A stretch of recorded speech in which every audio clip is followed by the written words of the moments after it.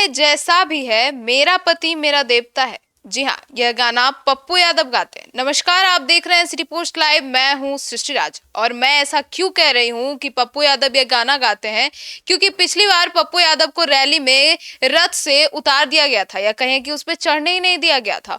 और अब जो ये वोट अधिकार यात्रा है उसका जो संबोधन हो रहा था, उसमें स्टेज पे तो उनको चढ़ने दिया गया, लेकिन उन्हें वहां बैठने का मौका नहीं दिया गया। फिर भी पप्पू यादव ने कोई नाराजगी नहीं जताई। क्या है पूरा मामला, इसके ऊपर विस्तार में बताएंगे। और ये गाना क्यों पप्पू यादव को गा रहे हैं और उनपे ये सूट कर रहा है, इसके ऊपर विस्तार में जानकारी देंगे हमारी सहयोगी मुस्कान। तो मुस्कान, ये जो गाना है ये पप्पू यादव क्यों गा रहे हैं और उनपे क्यों सूट कर रहा है? देखिए, गाना जो आपने गाया है बड़ा बढ़िया गाया है और पप्पू यादव भी गाते हैं। पप्पू यादव अपने आप को पत्नी मान चुके हैं और कांग्रेस को पति मान चुके हैं।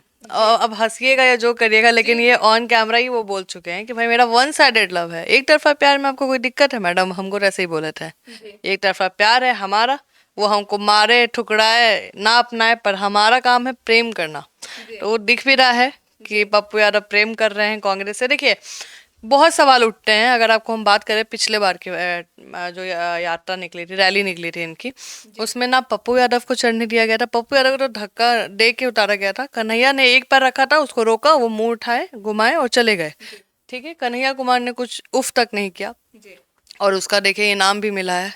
इनाम में क्या मिला है कि कन्हैया कुमार को स्टेज पे तो जगह नहीं मिला, लेकिन भाषण देने का देखिए इम्पोर्टेंस होता है। कौन कौन उस स्टेज से बोल रहा है उसको आदमी नेता समझता है। आप समझ रहे हैं हम? वो बताता है कि महागठबंधन में कौन कौन बड़े नेता है और किसको किसको मौका मिला है। उसमें कन्हैया कुमार भी थे और क्या बोले हैं, बहुत सुंदर। मुझे लगता है कि पप्पू यादव भी तैयारी करके गए होंगे, मुझे पूरा भरोसा है, लेकिन उनको वो मौका नहीं मिला होगा। पप्पू यादव को स्टेज पे चढ़ने के लिए 1 मिनट का मौका मिला, जिसमें वो हाथ मिलाते हैं और आप वो देख भी सकते हैं, साइड में हाथ मिला रहे होते हैं।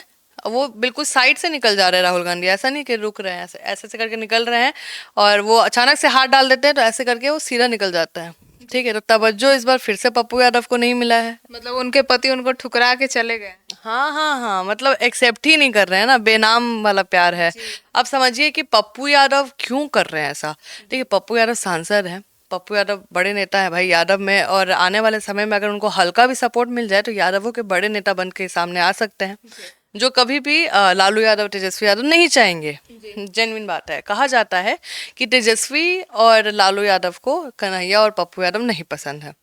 और आप देख भी सकते हैं दोनों को पूरा साइडलाइन किया गया था। पिछले जब कन्हैया एक बार फिर पहले भी चुनाव लड़ चुके हैं, सृष्टि आपको बता दे, तो कन्हैया को पूरा साइडलाइन कर दिया गया था, हटा दिया गया था बिहार से। कन्हैया आए थे याद है यात्रा करने के लिए, तो अचानक से गायब हो गए थे दिल्ली, बहुत बयान दे रहे थे, तो गायब कर दिया गया था कि भाई अब वहीं रहो। फिर वापस आए, यात्रा को कंटिन्यू किया, क्योंकि कांग्रेस इस बार बहुत स्ट्रांगली खड़ा है कि नहीं भाई हमारा आदमी है, आपके अगेंस्ट नहीं बोलेगा, लेकिन वो अपना काम करेगा। आप देख सकती हैं। तो कन्हैया कुमार को बोलने का मौका मिला। मुझे पक्का भरोसा है कि पप्पू यादव उससे भी बढ़िया भाषण लिख के आए होंगे, लेकिन मौका नहीं दिया गया। पप्पू यादव होता है ना कि बिना पति का मंगलसूत्र पहन के पप्पू यादव घूम रहे हैं। जो उनके समर्थक हैं उनके लिए तो ये निराशा की बात होगी। आपको मैं बताऊं, पिछले यात्रा में पप्पू यादव के बहुत समर्थक थे जो झंडा लेके घूम रहे थे, कांग्रेस का झंडा लेके घूम रहे थे। पप्पू यादव खुद कांग्रेस का झंडा लेके घूम रहे थे और आपने उनको रिप्रेजेंटेशन नहीं दिया अपने नेता के साथ। तो कोई भी समर्थक क्या, पूरे जो मीडिया वाले थे वो भी पूछ रहे थे भाई अपमान हुआ है आपका, तो उस स्टार्टिंग में बोले नहीं मेरा कोई अपमान नहीं हुआ है, मेरे अपमान का चिंता नहीं करिए। लेकिन एक निजी चैनल में एंड में परेशान हो गए, बोल गए कि, तो गुस्सा गए थे। तो जब वो गुस्साए थे तो बोले थे कि हम जब राजनीति में आए थे तो तेजस्वी बहुत छोटा था, हमारे से कंपैरिजन नहीं हो सकता। बिल्कुल सही बात है। देखिए, पप्पू यादव यादवों के नेता बन जाते हैं, बन सकते हैं, आने वाले समय बहुत बड़े नेता बन सकते हैं यादवों के। लेकिन अभी लालू जी का फोकस है तेजस्वी को सीएम बनाना, और यादवों का नेता अगर कोई है तो तेजस्वी यादव को दिखाना चाह रहे हैं। उसके बाद उनके सुपुत्र या तेज प्रताप यादव वापस आते हैं तो वो रहेंगे। उसके अलावा तो राजद में कोई यादव का नेता फिलहाल तो नहीं दिख रहा है। अब आप समझिए कि पप्पू यादव नीचे बैठ के पूरा देखे हैं। पप्पू यादव से पूछा गया कि क्या जी फिर से आपको नहीं चढ़ने दिया गया, तो बोले कि नहीं, हम तो खुद ही नीचे बैठ गए, हमको नहीं मन था स्टेज पे बैठने का, हम नीचे आके देख रहे थे एज अ वर्कर। अरे, पप्पू यादव ऐसा वर्कर देख रहे थे। मतलब वो अपने पति के बारे में दूसरे पग के पास बुरा नहीं बोलना चाहिए। नहीं, वो बहुत बच रहे हैं बोलने से। कन्हैया पिछली बार नहीं बोले थे तो उनको इनाम मिल गया ना जी, बेगूसराय का सुन रहे, टिकट मिल रहा है। अब भाषण भी दे रहे हैं। वोटवा वाला कल आपको आपके साथ खबर किए थे ना कि लेके घूम रहे हैं कि आपका नाम कटा है कि नहीं कटा है, बताइए दादी। तो अब उनका इनाम मिल रहा है कन्हैया का। लेकिन अब देखिए, कन्हैया और पप्पू यादव पे बहुत फोकस था मीडिया का कि इनको मिलता है तवज्जो कि नहीं मिलता है। कन्हैया को तवज्जो मिला है, स्टेज पे नहीं मिला लेकिन मिला। तो अब पप्पू यादव भी चुप्पी साध रहे हैं ताकि उनको भी अब तवज्जो मिले।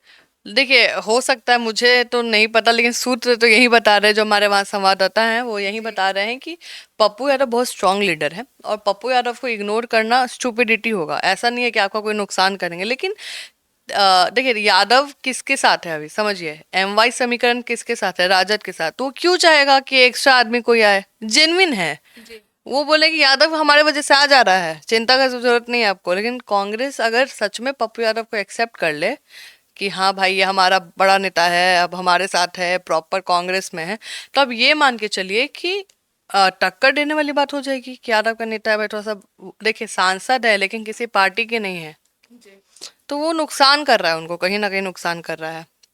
और पप्पू यादव, आपको भी पता है कि कांग्रेस में अपनी पार्टी का विलय कर लिए थे, मतलब पार्टी को अपना खत्म करके कांग्रेस में चले गए थे, कांग्रेस के अगेंस्ट में पूर्णिया से चुनाव लड़े थे और आज इसलिए सांसद भी हैं।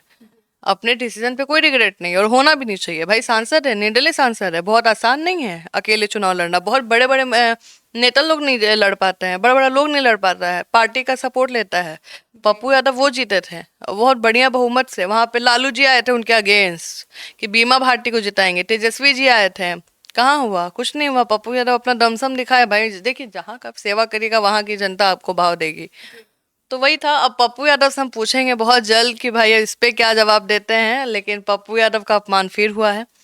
इस बार पप्पू यादव कुछ बोल नहीं रहा है, लेकिन मुझे लगता है कहीं ना कहीं अंदर तो खनकता होगा ये चीज कि राहुल, क्योंकि बोलते हैं कि दिल्ली में हमको राहुल गांधी बुलाते हैं, सोनिया गांधी बुलाते हैं, इन लोग बुलाते रहते हैं, लेकिन स्टेज पे भी अच्छे से उतना ग्रीट नहीं करते दिखे राहुल यहाँ पे दिखाने का वहां पे नहीं दिखाते तो उनको तो बुरा लग जाता। तो सामने आदमी का पर्सपेक्टिव तो बदल रहा है ना। मान लीजिए आपके साथ बहुत अच्छे से, लेकिन हम जब बाहर पब्लिक प्लेस में आपको भाव नहीं मिल रहा है तो हम क्या सोचेंगे? उल्टा समझेंगे, उसका विपरीत। लेकिन हमें उम्मीद है कि भाई पप्पू यादव में भी चुनाव के पहले कुछ अहम रोल निभाएंगे। जी। तो सुना आपने हमारे सहयोगी मुस्कान को कि कैसे अब पप्पू यादव ने इस पूरे गाने को अब अपना बना ही लिया है कि भला है बुरा है जैसा भी है मेरा पति मेरा देवता है। तो अब इस पूरे मुद्दे पर आपको क्या लगता है वे हमें कमेंट सेक्शन में जरूर बताइएगा। तो फिलहाल इस खबर में इतना ही। आगे की खबरों के लिए देखते रहिए सिटी पोस्ट लाइव। तब तक के लिए धन्यवाद।